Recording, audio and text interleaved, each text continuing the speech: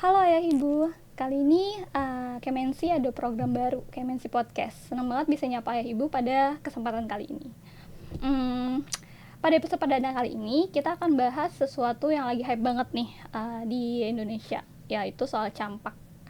Nah, pada podcast ini akan dipandu oleh saya, Ria Irawan, bidan dari cabang Kemensi Rawamangun. Tapi kali ini aku nggak sendirian. Aku kali ini bersama dokter spesialis anak dengan Dr. Ari Nurtia Rahmajati, dokter dari cabang Kemensi Jatiwaringin. Selamat sore, dokter. Oh, selamat sore, Mbak Ria. Apa kabar nih, dok? Alhamdulillah. Alhamdulillah. Baik, sehat ya, dok ya? Ya. Puasanya lancar, dok? Insyaallah. Oke, dok, aku mau efisiensi waktu nih, dok, biar kita lebih banyak bincang-bincangnya. Tadi kayak di awal aku sampaikan, dok, kita akan bahas soal campak nih, dok. Aku juga udah research nih, katanya campak nih lagi jadi kejadian luar biasa nih di Indonesia. Iya, betul. Untuk pemanasan, kita boleh bahas dulu, dok, sebenarnya campak itu apa sih, dok? Seperti apa dan apakah ada jenis-jenis dari campak itu sendiri? Ya, oke. Jadi terima kasih ya pertama diundang di sini. Soalnya emang ini lagi hype banget ya. Betul. Dan terutama sebenarnya kekhawatiran kita sebagai dokter anak itu ini kan mau lebaran ya. Pastinya kan kumpul-kumpul ya kan, banyak sekali keluarga gitu, dari yang mulai bayi sampai dengan orang tua, lansia. Nah, jadi campak itu perlu diketahui, ini mama papa ya panggilnya ya. Ayah ibu sih, Ayah dok. ibu, oke. Ayah ibu ketahui. Jadi campak itu penyakit infeksi virus ya, virus measles. Jadi dia itu menular sangat cepat. Jadi menularnya itu lewat droplet. Jadi kalau kita bicara, kalau kita bersin, kalau kita batuk, nah itu dia bisa langsung nular ke orang lain, bisa terhirup atau nempel ke permukaan. Jadi kita pegang-pegang tangan nggak bersih, kemudian pegang-pegang mulut, hidung, dan lain-lain ya. Jadi infeksi virus yang sangat menular itu sih, dan virusnya virus measles. Oke. Gitu. Jadi campak ini jenis virus ya, dok ya. Oke. Secara umum kasus campak ini kan di Indonesia ini lagi banyak, dok. Lagi sering banget ditemuin nggak, dok, kalau dari dokter sendiri? Banget sebenarnya ini tuh udah jalan mungkin 8 bulan ya, 8-10 bulan sebenarnya kasus ini ya. lama ya, Mungkin dok, ya? karena mungkin jadi tidak kelar-kelar ya. Jadi akhirnya sekarang diangkat gitu, bahwa sebenarnya bertambah, semakin hari semakin bertambah. Kami dokter anak hampir setiap hari pasti mendapatkan pasien campak gitu. Oke. Biasanya gejala awal campak tuh seperti apa sih, dok? Karena aku sempat dengar tuh, dok, katanya campak itu nggak langsung muncul, tapi dia demam dulu. Jadi kita harus hindari kalau ada orang demam, karena belum tentu dia nggak campak. Bener kayak gitu, dok? Iya. Jadi campak itu gejala pertama tuh demam ya. Jadi demam tinggi ya. Demam tinggi bisa sampai 40, 41 gitu kan. Terus diikutin dengan gejala saluran napas. Jadi biasanya batuk, pilek. Jadi di fase prodromal tuh di 2-4 hari itu demam tinggi, mungkin sulit turun atau turun sebentar, turun dikit nggak ke suhu normal, terus dia naik lagi. Batuk, pilek, kemudian matanya merah. Kedua mata dia merah. Terus habis itu baru mungkin sekitar hari demam ke-4-5 itu baru muncul ruam-ruam. Nah, ruamnya itu kalau campak itu khasnya adalah mulainya di kepala ya. Jadi di area belakang telinga. Di belakang telinga, kemudian di muka, di leher, baru ke badan. Dan itu muncul ruamnya itu pada saat masih demam tinggi dia mulai muncul. Gitu. Nah, disertai dengan gejala saluran pencernaan juga bisa. Jadi dia mencret, kemudian tenggorokannya juga merah kan, jadinya dia muntah gitu. Jadi sebenarnya intinya campak ini bisa mengenai seluruh mukosa. Jadi dari mata, dari hidung, pilek, ntar batuk, sakit tenggorokan, nggak mau makan minum, kemudian anaknya mencret, anaknya muntah gitu. Jadi makanya komplikasinya yang terdekat ya anak bisa dehidrasi. Ya karena dia nggak mau makan minum, kemudian suhu tubuhnya naik kan, itu berarti kan evaporasi kulit kan, air kan meningkat juga gitu. Oke. Lumayan bahaya juga ya, dok, ya, untuk campak ini. Tapi kayak mana sih, dok, kalau misalnya kan tadi dia demam dulu tuh baru muncul ruam. Kita sebagai orang tua atau orang yang memiliki anak atau baby gitu, biar kita tahu tuh bedain, oh ini nih cuman flu biasa, campak biasa, bukan campak gitu. Terus yang ini nih campak gitu, atau memang ya udah dihindarin aja karena sama-sama aja gitu, Dok.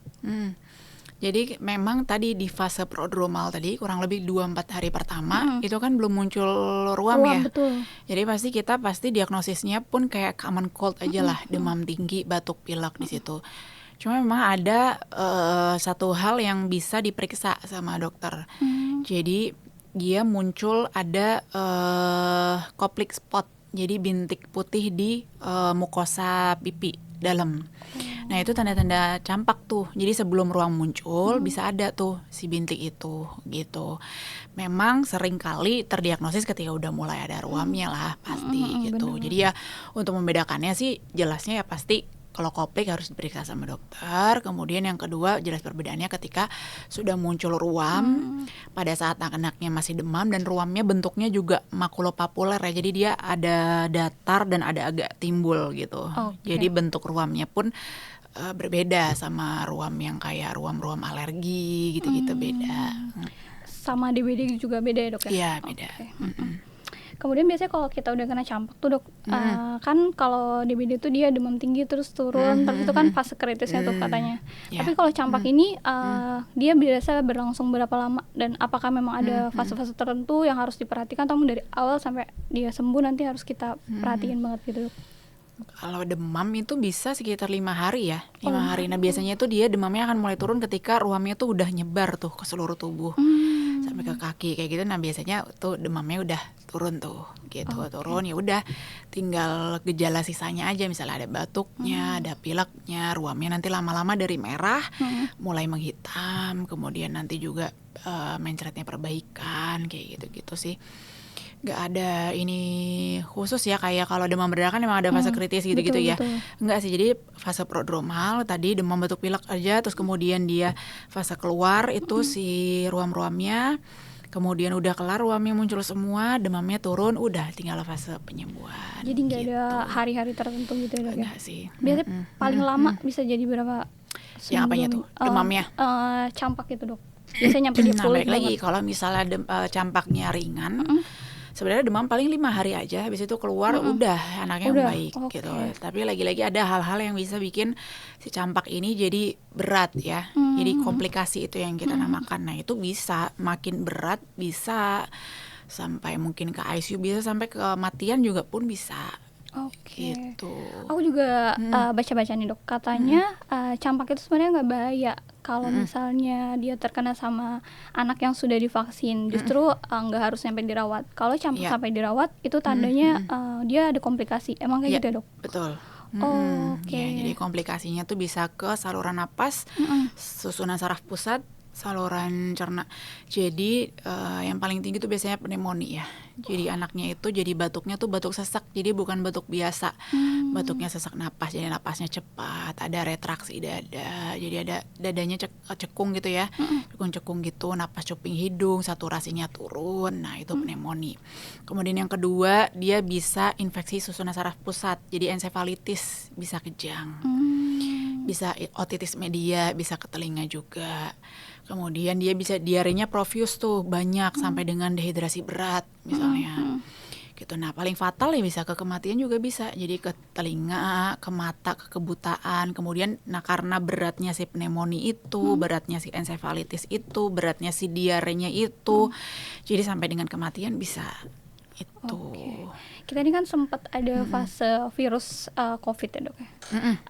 Campak ini seberapa menular sih virusnya dibanding sama virus-virus lain, atau sama-sama aja karena sama-sama virus? Lumayan. Jadi satu anak campak itu yang tadi saya bilang kan karena droplet ya, ketika dia batuk, ketika dia bersin itu bisa nular ke 12 sampai 18 orang.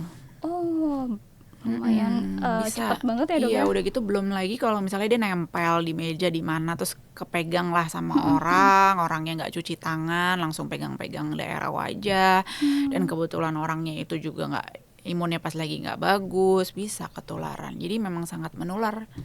Bahkan campak bisa menular sebelum dia ada gejala atau? Iya, betul. Jadi sebelum ruamnya muncul dia sudah bisa menularkan. Jadi anak ini harus isolasi gitu ibaratnya. Jadi nggak boleh dijenguk, kemudian yang nungguin juga sebisa mungkin nggak yang keluar masuk gitu ya. Kalau kita rawat inap pasti kita sarankan itu banget, nggak boleh ada penjengukan. Terus kemudian jadi kurang lebih H plus minus 4 hari lah itu infeksiusnya. H plus minus ruam muncul ya. Ya. Gitu. Oke. Terus aku mau ini dok, kan campaknya lagi jadi KLB nih. Itu bisa kan sebenarnya semua imunisasi yang dilakukan itu karena memang ada penyakit yang terjadi gitu ya dok. Nah ini kan jadi kayak hype lagi nih si campak karena jadi KLB. Ini jadi kayak hype lagi itu karena memang lagi banyak banget campak yang lagi datang. Nah penyebabnya tuh karena vaksinasi yang tidak menyeluruh atau tidak terpenuhi atau memang dia malah lagi rame aja gitu Iya dok? sih, kalau dari ya yang kita amati gitu ya, ini memang kemungkinan besar nih karena menurunnya vaksinasi. Gitu. Jadi memang cakupan imunisasinya itu udah rendah gitu. Dulu bisa sampai mungkin 92% lah anak mendapatkan imunisasi campak yang pertama. Kan campak kan beberapa kali ya. Nah kalau sekarang tuh paling hanya sekitar 80% aja gitu. Jadi menurunnya anak-anak yang diimunisasi ya otomatis kekebalannya kan pada berkurang kan. Jadi ketika satu anak kena campak, terus apalagi anak itu tidak imunisasi, menularkanlah ke yang lain ya. Jadi semakin cepatlah itu menyebar. Jadi memang dari kita amati ini menurunnya cakupan imunisasi sih pada anak. Jadi KLB ini bisa terjadi karena cakupan imunisasinya tidak terpenuhi sesuai target ya dok ya. Selain vaksin dok, ada nggak sih dok cara lain untuk cegah campak ini atau memang ya vaksin aja? Ya sebenarnya sih standar ya kayak infeksi virus yang lain nih. Jadi intinya dia kita harus menjaga kebersihan, hygiene lah ya. Jadi ya jangan lupa cuci tangan pakai sabun atau hand drop alkohol, kemudian pakai masker, terus hindarilah pegang-pegang ke area wajah. Kemudian kita juga hindari pegang-pegang bayi-bayi, anak-anak gitu kan, main asal pegang-pegang, misalnya dari luar ya ganti baju, cuci tangan. Dan yang penting ya nutrisi juga penting, nutrisi adekuat gitu, vitamin bila perlu. Jadi ketika daya tahan tubuhnya oke, higienitasnya dia cukup, jadi insya Allah kalaupun ada virus yang masuk ya dia bisa kalah lah sama imunitas kita gitu. Oke, jadi kayak bagusin sistem kekebalan tubuh secara alami gitu ya dok ya. Iya. Kemudian vaksin campak nih berarti termasuk bagian sangat penting ya dok ya untuk anak-anak. Kalau udah vaksin pasti nggak kena campak atau gimana dok? Karena kayak aku pernah dengar mitos nih yang kayak campak sama varicella itu pasti kena minimal 1 kali seumur hidup. Itu gimana dok? Iya, jadi prinsipnya sih sebenarnya semua imunisasi itu bukan kayak menjamin gitu ya 100% kita tidak akan kena itu. Misalnya kita udah imunisasi BCG, DPT, campak dan lain-lain, berarti udahlah 99 sampai 100% kita nggak akan kena itu, bukan. Jadi tujuannya imunisasi itu kita mengurangi beratnya penyakit gitu. Jadi misalnya kita udah vaksin campak, ketika kita kena campak itu insya Allah nggak akan berat karena ibaratnya tentara di badan kita tuh udah kenal sama si virus ini duluan. Jadi tujuan imunisasi tuh gitu. Kita kan di badan kita tuh punya tentara lah ya. Tapi pastinya tentara itu kan nggak ujuk-ujuk dia bisa untuk berperang, berlatih gitu. Nah, ini dia harus dilatih nih. Dilatihnya dengan apa? Ya pertama dengan dapat sakitnya langsung bisa gitu. Tapi otomatis dia kaget dong gitu. Ibaratnya dia belum pernah berlatih bela diri, belum pernah berlatih apa-apa, tiba-tiba kedatangan musuh gitu kan. Gitu. Nah, yang kedua yang paling efektif dan lebih nyaman dan aman adalah imunisasi gitu. Jadi kita mengenalkan virus atau bakteri yang sudah dilemahkan dengan jenis yang sama.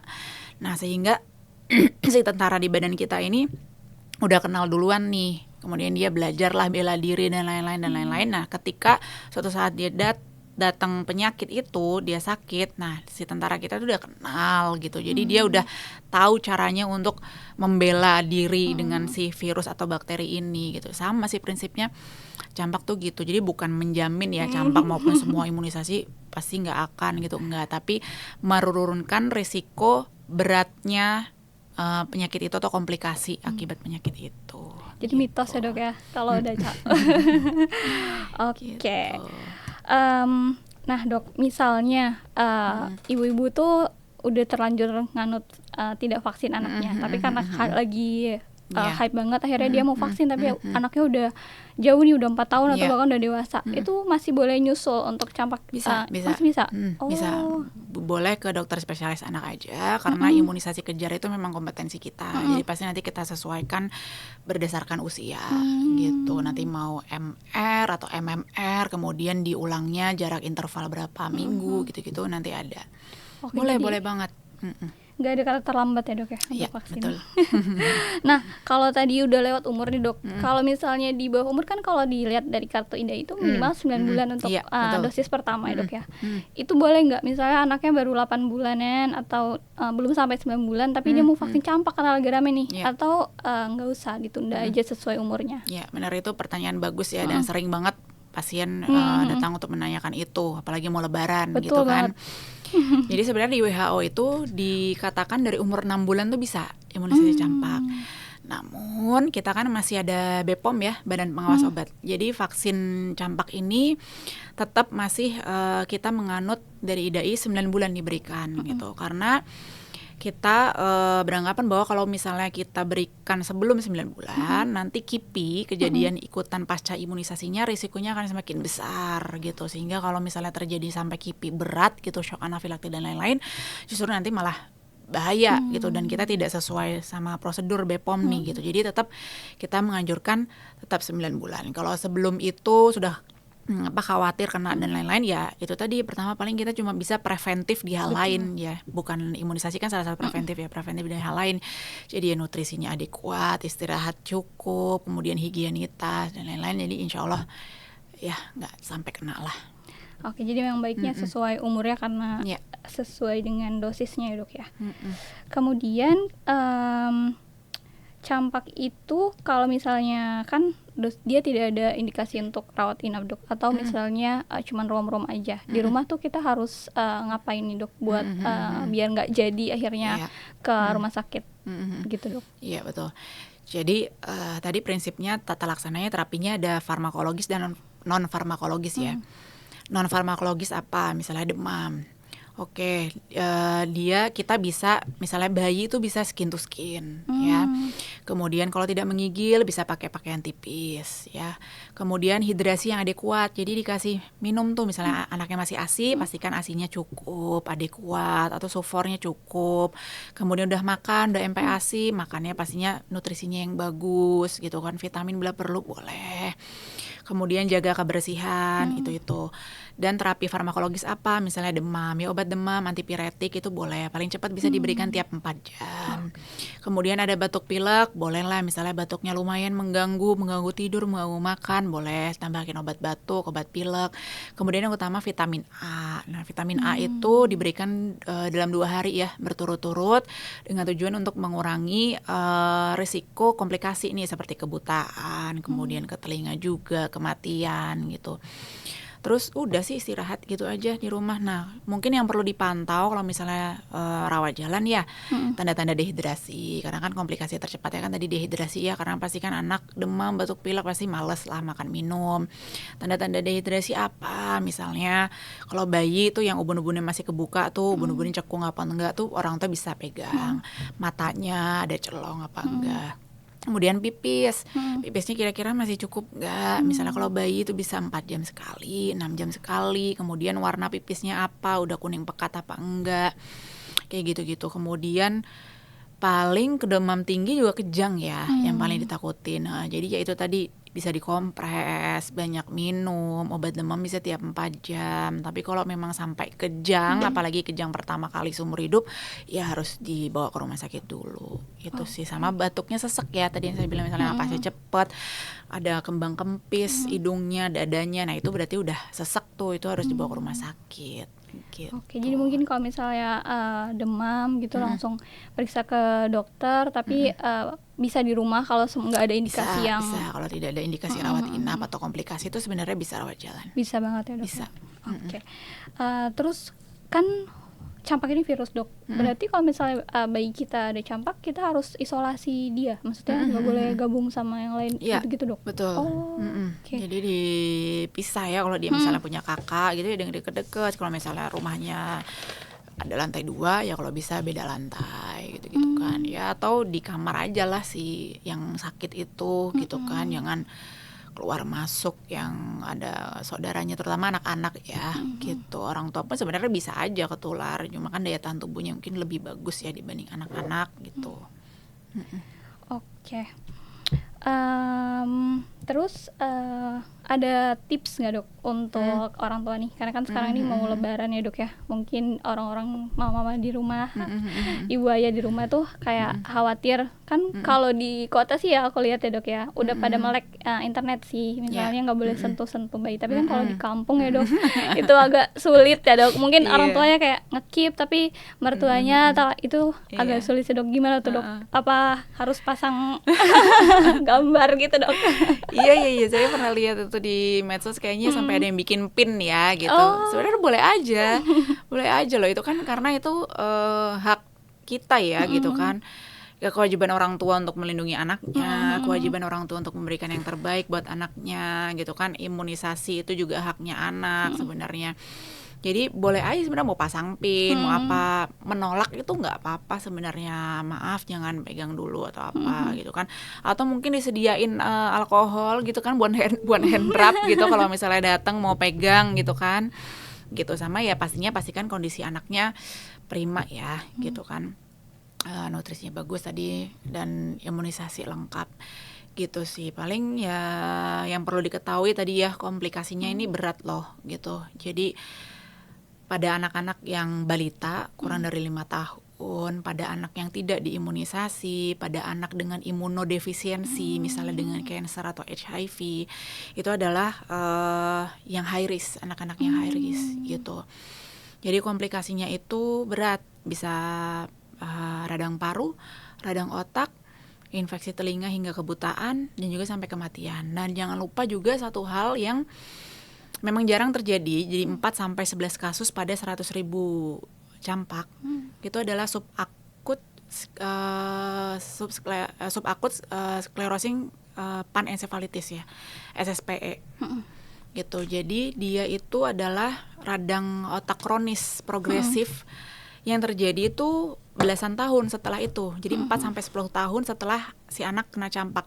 Atau ada juga yang lebih dari 20 tahun. Jadi misalnya dia kena waktu balita nih gitu. Terus nanti dia umur 20 tahunan dia baru bergejala tuh.